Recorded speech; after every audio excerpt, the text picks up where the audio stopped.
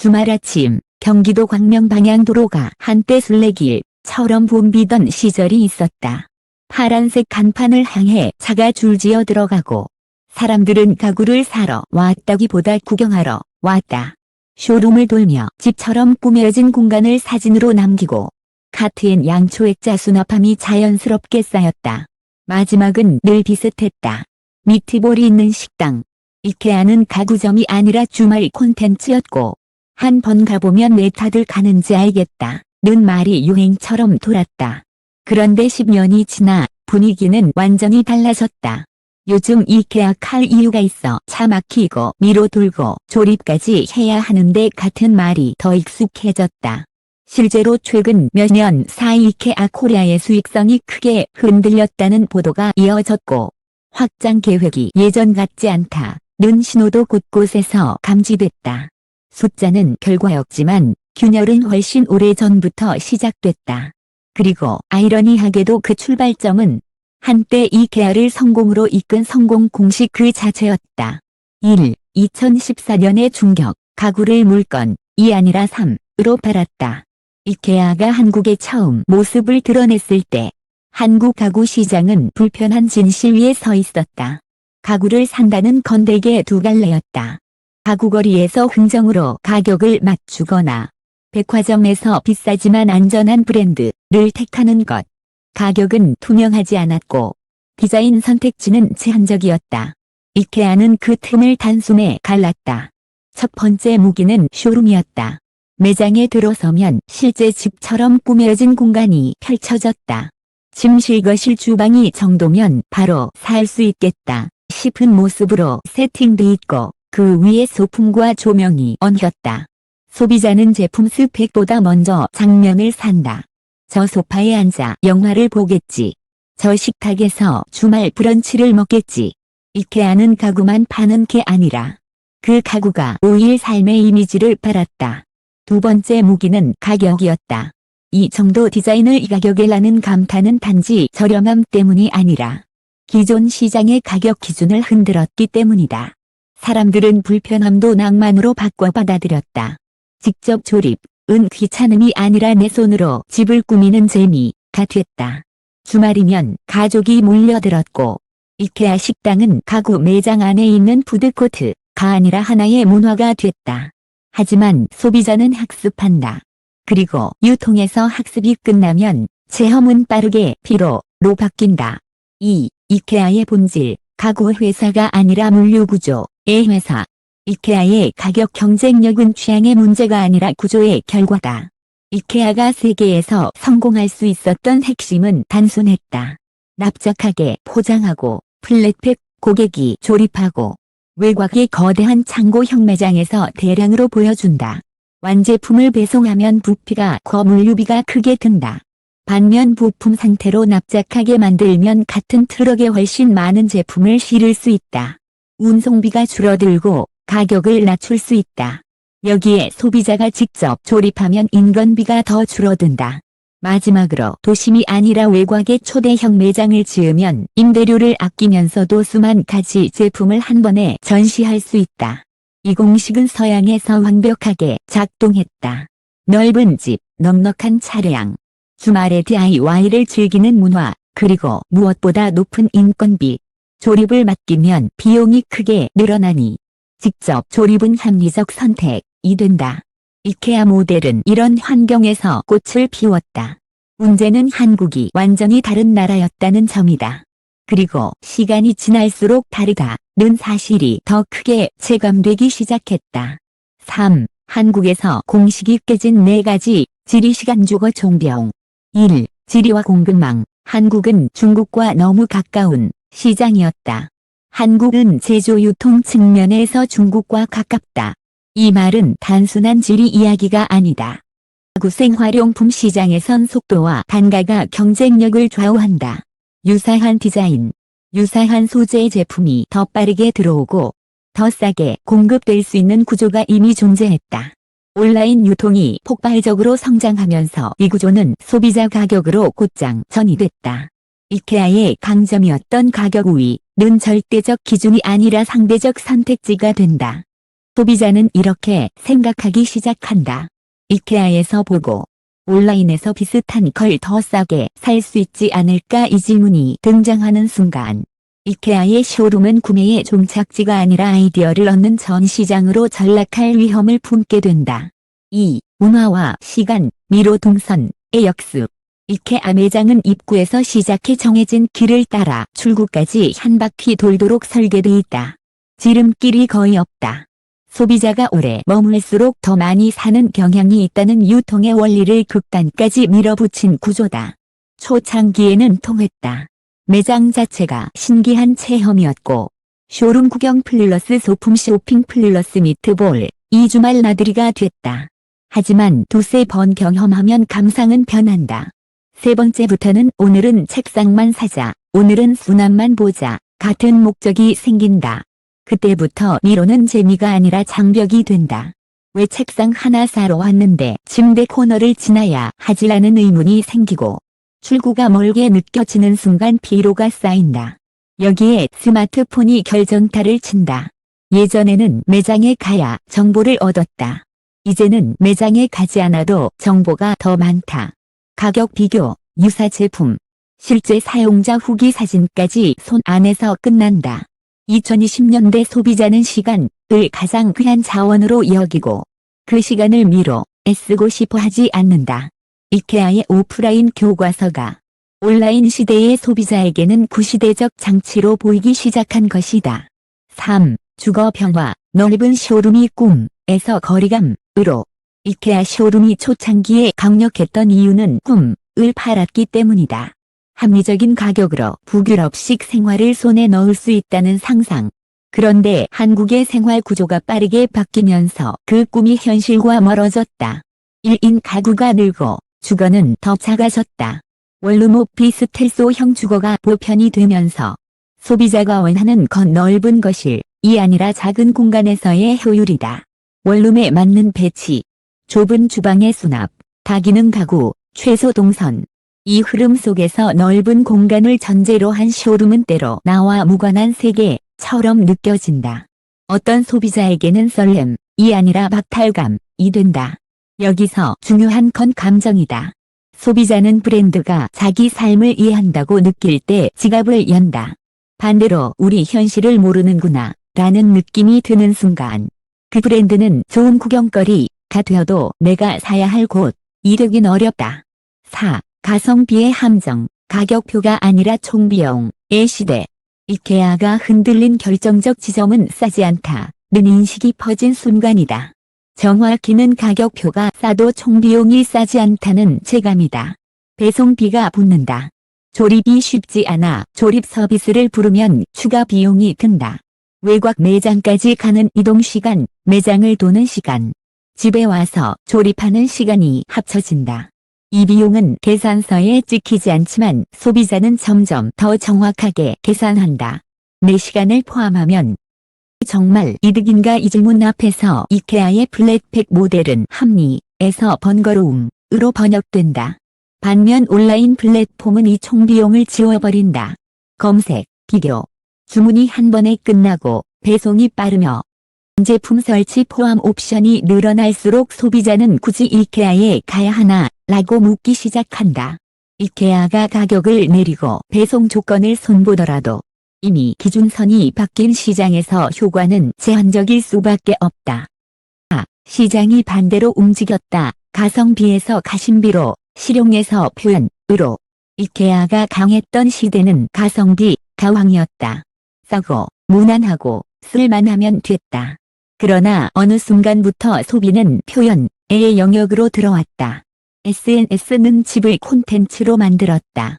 누군가는 집을 자랑하고, 누군가는 그 집을 보며 따라 사고, 누군가는 내 취향을 증명하는 물건을 찾는다. 이 과정에서 새 기준이 떠오른다. 사진으로 찍었을 때 예쁜가 남들과 다른가 내 생활을 더 편하게 만드는가 이케아의 제품은 실용적이지만 대중화될수록 특별함은 약해진다. 이케아가 보여주는 쇼룸의 삶이 현실과 멀게 느껴질수록 이케아는 내 생활의 해답이 아니라 남의 생활 전시처럼 보일 위험이 커진다. 한마디로 이케아가 잘하던 것들이 시장 변화와 맞물리며 정반대 방향으로 작동하기 시작했다. 오프라인 체험은 온라인 정보 앞에서 힘이 약해졌고, 긴 동선은 시간 비용으로 재해석됐으며, 백팩자 조립은 번거로움이 됐고, 넓은 쇼룸은 현실과의 거리감이 됐다. 5. 일부 결론, 성공 공식, 이족쇄가 됐다. 그래서 이케아는 판을 뒤집으려 한다. 이케아의 위기는 단순히 요즘 장사가 안 된다가 아니다. 2014년에 통하던 공식이 2020년대 한국에서 족쇄로 뒤집힌 구조적 충돌이다. 이케아는 뒤늦게 이 사실을 인정하고 있다. 가격 배송 온라인 연결을 손보는 것만으로는 부족하다는 것을 시장이 먼저 보여줬기 때문이다. 그래서 이케아가 꺼낸 초강수는 단순한 할인이나 프로모션이 아니다. 매장 전략 자체를 바꾸는 것, 즉 외곽의 단독 대형 매장 모델에서 벗어나 도심형 포맷과 온라인을 결합해 시간을 아끼는 쇼핑으로 재정의하려는 시도다. 그리고 그 상징이 바로 서울 첫 매장이라는 카드다. 하지만 문제는 여기서부터 더 흥미로워진다. 도심으로 들어가면 고객을 더 쉽게 만날 수 있다. 동시에 고객을 더 쉽게 잃을 수도 있다. 현재 매장이 바로 옆에 있고 비교가 훨씬 빨라지기 때문이다. 이케아의 도심형 전환은 반격일까 아니면 마지막 발악일까? 2부에서는 이케아가 선택한 도심형 승부수의 실체, 서울 첫 매장이라는 상징, 옴니채널의 속내, 푸드 강화의 이유, 그리고 복합물 한복판에서 벌어질 수 있는 최악의 시나리오까지를 정면으로 파헤친다. 이케아는 한국에서 오랫동안 한 가지 공식을 고집해왔다. 외곽의 초대형 단독 매장, 좁은 주차장, 한번 들어가면 두세 시간을 훌쩍 쓰게 되는 동선, 쇼룸에서 마케토를 거쳐 창고 픽업까지 이어지는 한 바퀴 루트.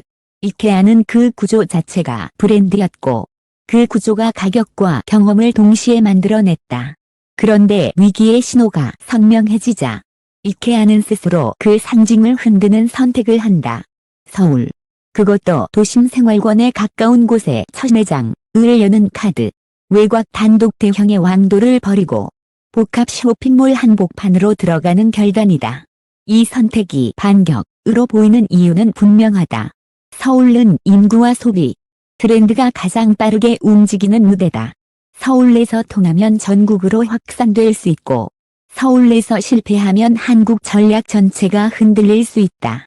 그래서 서울 첫 매장은 홍보 이벤트가 아니라 전략 변화의 선언에 가깝다. 하지만 이 선언은 동시에 위험한 도박이다. 도심형 전환은 이케아가 잃어버린 고객을 되찾을 수 있는 길이면서 반대로 이케아를 전 시장으로 고착시킬 수 있는 길이기도 하다. 이분은 바로 이 갈림길을 따라간다. 이케아가 꺼낸 초강수의 실체, 그리고 그 안에 숨은 절박한 계산이다. 1. 도심으로 들어간다는 것, 확장이 아니라 항복일 수도 있다. 서울 입성은 겉으로 보면 공격적이다. 이케아가 드디어 서울에 왔다. 이 한 문장은 강력하다. 하지만 시장의 관점에서 보면 이 선택은 확장이라기보다 항복에 가깝게 읽히는 측면이 있다. 왜냐 하면 이케아가 도심으로 들어왔다는 것은 결국 이렇게 말하는 것이기 때문이다. 사람들이 우리에게 오지 않는다. 그러니 우리가 사람들 곁으로 들어가야 한다. 외곽 초대형 매장은 단독으로 보면 여전히 강력한 모델이다. 하지만 한국 소비자의 생활 리듬이 바뀌면서 외곽으로 나가서 하루를 쓰는 쇼핑은 점점 사치가 됐다. 이제 소비자는 퇴근 후 1시간, 주말 오전 2시간, 혹은 다른 일정 사이에 끼워 넣는 짧은 쇼핑을 원한다. 일부에서 말했듯 한국 시장의 핵심 변화는 시간의 가치가 올라갔다는 것이다. 도심형 매장은 바로 그 변화에 대한 응답이다. 즉, 도심형 전환은 이케아가 새로워졌다가 아니라 이케아가 한국의 시간을 인정했다는 의미가 더 크다. 문제는 시간을 인정하는 것만으로는 이길 수 없다는 점이다. 도심은 접근성이 좋은 만큼 비교도 더 빠르다. 고객은 더 쉽게 들어오고 더 쉽게 나간다. 이케아가 도심에서 맞닥뜨릴 경쟁의 강도는 외곽 단독 매장과 비교가 되지 않는다. 2. 옴니채널은 유행어가 아니다. 이케아가 버텨야 하는 전장은 온라인이다. 이케아가 도심형 매장과 함께 반복해 내세우는 단어가 있다. 옴니채널. 말은 화려하지만 뜻은 단순하다. 매장과 온라인을 끊김없이 연결하겠다. 고객이 매장에서 보고 앱으로 결제하고 온라인으로 배송을 받고 필요한 소품은 다시 매장에서 바로 집어가는 구조. 이 흐름을 만들면 매장은 단지 판매 공간이 아니라 체험 플러스 결정의 공간이 된다. 이케아에게 옴니채널은 선택이 아니라 생존 조건이다. 한국 시장의 경쟁자는 더 이상 같은 형태의 오프라인 가구점이 아니다. 경쟁자는 검색과 후기, 즉 정보의 플랫폼이다. 소비자는 매장에 오기 전에 이미 답을 보고 온다. 가격 비교를 끝내고 유사 제품을 저장해두고 배송 옵션과 설치 비용까지 계산한다. 오프라인이 이기려면 최소한 온라인과의 연결에서 뒤처지면 안 된다. 여기서 도심 매장의 의미가 다시 커진다. 외곽 매장은 방문 자체가 장벽이라 옴니채널의 장점을 체감시키기 어려웠다. 반면 도심 매장은 잠깐 들어볼 수 있는 접근성 덕분에 매장 방문을 온라인 구매로 이어붙이기가 쉬워진다. 이케아가 노리는 그림은 명확하다. 매장 방문을 늘리고 그 방문을 온라인 구매로 전환하고 과 설치를 매끄럽게 붙이고 반복 구매는 소품과 푸드로 끌어올린다. 즉 도심형 매장은 가구 판매만의 문제가 아니다. 이케아는 가구 구매 주기가 길다는 약점을 플랫폼화로 보완하려는 것이다. 3. 왜 이케아는 가구보다 푸드에 집착하는가? 방문 빈도를 만드는 장치. 이케아를 떠올리면 사람들은 미트볼을 떠올린다. 이케아 내부에 식당이 있고 카페가 있고 심지어 식품 코너도 있다. 많은 사람에게 이케아 가는 날은 단지 쇼핑이 아니라 코스였다. 이케아가 위기 국면에서 푸드를 강화하는 듯한 움직임을 보이는 이유는 단순히 부수입을 늘리기 위해서만이 아니다. 가구는 반복 구매가 어렵다. 소파는 몇 년에 한 번, 침대는 더 길다. 그러니 가구 회사는 기본적으로 방문 빈도가 낮다. 방문 빈도가 낮은 사업은 트래픽을 유지하기가 어렵고 트래픽이 줄면 충동 구매도 줄며 결국 매장 비용이 부담이 된다. 반면 음식은 반복된다. 밥 먹으러 가자는 명분은 가구 구매보다 훨씬 쉽다. 푸드는 방문을 만들고 방문은 재료를 만들고 재료는 노출을 만든다. 이케아가 푸드를 강화하는 건 결국 이렇게 말하는 셈이다. 우리는 자주 올 이유를 만들어야 한다. 이 전략이 성공하면 이케아는 단지 가구점이 아니라 생활 플랫폼의 형태로 재정이 될 수 있다. 그러나 동시에 위험도 있다. 사람들이 밥만 먹고 나간다면 푸드는 트래픽은 늘려도 가구 매출은 끌어올리지 못한다. 즉 푸드 강화는 양날의 칼이다. 사람을 모으는 데 성공해도 돈을 벌지 못할 수 있다. 4. 도심형 전환의 최대 리스크. 경쟁 한복판에서 전시장이 될 수 있다. 도심 복합몰에 들어간다는 것은 곧 경쟁사와 같은 링에 오른다는 뜻이다. 외곽 단독 매장에서는 고객이 이케아를 보러 온다. 그날의 경쟁은 사실상 매장 내부에서 일어난다. 고객이 살지 말지를 고민해도 선택지는 대부분 이케아의 다른 상품이다. 한 복합몰에서는 다르다. 엘리베이터 하나만 타면 다른 브랜드, 에스컬레이터 한 번이면 다른 선택지다. 고객은 가구 매장 사이를 쇼핑하듯 이동한다. 그리고 이동성은 이케아의 가장 불리한 방식으로 작동할 수 있다. 가장 위험한 시나리오는 이것이다. 고객은 이케아 쇼룸에서 아이디어를 얻는다. 사진을 찍고 메모를 한다. 가격을 비교한다. 배송 설치 반품이 더 편한 곳에서 산다. 이때 이케아는 구경거리는 제공하지만 매출은 다른 곳으로 넘어간다.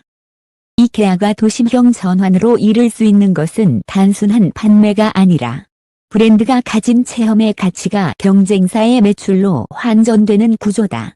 이케아가 도심에서 살아남으려면 구경을 구매로 연결시키는 장치가 훨씬 더 촘촘해야 한다.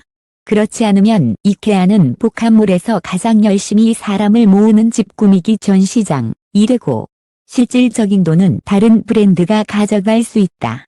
도심형 전환의 잔혹함은 여기서 시작된다. 5. 이케아가 진짜로 바꿔야 할 것. 한국형 해답 5가지. 도심 매장 하나로 모든 문제가 해결되지는 않는다. 이케아가 한국에서 다시 설득력을 얻으려면 서울에 왔다가 아니라 한국의 생활을 이해했다는 메시지를 제품과 서비스로 증명해야 한다. 그 핵심은 다음 5가지다. 1. 원룸 소형 주거, 쇼룸의 재설계. 한국의 현실은 넓은 거실이 아니다. 좁은 방, 애매한 수납, 작은 주방이다. 이케아 쇼룸은 더 이상 미래의 꿈만 보여줄 것이 아니라 지금의 해결을 보여줘야 한다. 원룸 한 칸에 침대 책상 수납이 어떻게 공존하는지, 오피스텔 주방에서 어떤 수납이 가능한지, 1인 가구의 동선에 맞는 배치가 무엇인지, 이것이 설득의 시작점이다. 2. 배송 설치 조립을 기본값으로 만들기. 소비자가 이케아에서 등을 돌린 핵심 이유 중 하나는 총비용이다. 가격표는 싸 보이지만 배송과 조립 간이 합쳐지면 싸지 않다는 체감. 이 체감을 바꾸려면 배송 설치 옵션을 추가 비용이 아니라 기본값에 가깝게 내려야 한다. 소비자가 결국 더 든다는 결론을 내리지 않게 만드는 게 핵심이다. 3. 미로 동선의 완화, 시간 존중을 체험으로 보여주기. 이케아 동선은 충동 구매를 만들지만 피로도 만든다. 한국 소비자는 시간을 존중받고 싶어 한다. 목적 구매가 가능한 빠른 루트, 필요한 구역만 골라 들어갈 수 있는 설계와 연동된 효율적인 픽업, 이런 변화가 있어야 도심형 매장이 의미를 갖는다. 시간을 아낄 수 있는 이케아가 되지 못하면 접근성이 좋아진 만큼 비교와 이탈도 더 빨라진다. 4. 온라인 후기 유지 시 사용자 콘텐츠 전쟁에 본격 참전하기. 오늘날 가구 구매는 후기 사진을 통해 결정된다. 소비자는 쇼룸보다 실제 집에서의 모습을 더 믿는다. 이케아가 쇼룸을 강점으로 유지하려면 쇼룸의 세계를 사용자들의 실제 집과 연결해야 한다. 사용자가 올린 사진과 배치 팁, 작은 공간 솔루션을 플랫폼으로 키우지 않으면 이케아는 영감은 주되 구매는 빼앗기는 구조를 계속 겪는다. 5. 흔한 이케아에서 큐레이션 이케아로. 이케아의 대중화는 장점이었지만 지금은 약점이 되기도 한다. 너무 많은 사람이 갖고 있어 자랑, 이르지 않는 순간 가심비 시대의 소비자에게 이케아는 덜 매력적이 된다. 협업 라인, 한정 컬렉션, 지역 맞춤 큐레이션, 소재 다양화 같은 방식으로 또 하나의 똑같은 것이 아니라 내 취향의 선택지를 제공해야 한다. 6. 결론, 마지막 발악, 이 마지막 리셋이 되려면 이케아의 위기는 단순한 실적의 문제라기보다 한국 시장이 바뀌는 속도와 이케아가 바뀌는 속도의 격차에서 발생했다. 2014년의 혁신은 2024년의 관성이 되었고 2020년대 한국 소비자는 더 이상 오프라인의 오래된 장치에 붙잡히지 않는다. 소비자는 싸기만 한 물건을 원하지 않는다. 내 시간을 존중받고 싶고 내 현실에 맞는 해답을 원하며 내 취향을 표현할 수 있길 원한다. 서울 첫 매장은 이케아가 그 변화를 인정했다는 신호일 수 있다. 하지만 신호만으로는 충분하지 않다. 경전화는 이케아를 살릴 수도 잔인한 경쟁의 링으로 밀어 넣을 수도 있다. 고객을 더 쉽게 만나는 대신 고객을 더 쉽게 잃을 수 있는 구조이기 때문이다. 그래서 질문은 이렇게 바뀐다. 나는 한국에서 다시 사랑받을 수 있을까? 그 답은 결국 단순하다. 이케아가 가구를 파는 방식을 바꾸는 것이 아니라 한국의 생활을 이해하고 팔 수 있느냐에 달려 있다. 서울 첫 매장은 마지막 발악일까, 마지막 리셋일까? 이제 시장이 결론을 써 내려갈 차례다.